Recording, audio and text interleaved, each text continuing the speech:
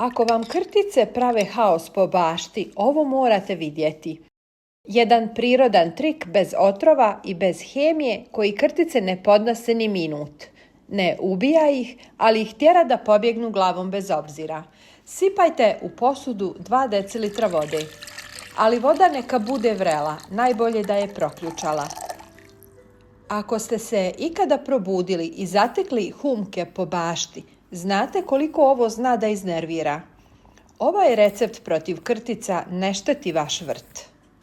Dodajemo 2 kašike mljevene ljute paprike.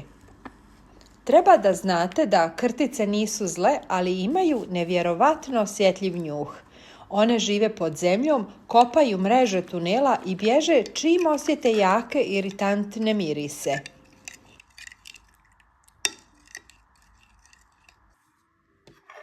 Dodajemo 2 male kašike mljevenog crnog bibera.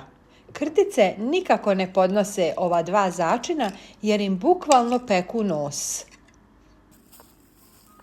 Ovo što pravimo ne ubija krtice, već ih tjera da se same isele i potraže neko mirnije mjesto. Dodajemo 2 decilitra sirćeta.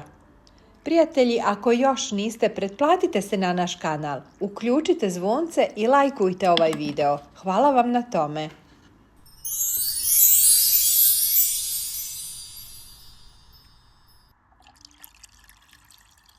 Ovu tekućinu dobro izmiješajte. Sipajte u staklenu teglu ili bocu. Zatim sipajte direktno na krtičnjake, to jest u njihove hodnike. Potrebno je da ovaj postupak ponovite 2 do 3 dana za redom. Već nakon nekoliko dana krtice prestaju da se vraćaju na isto mjesto.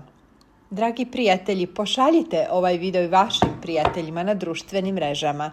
Hvala vam puno na tome.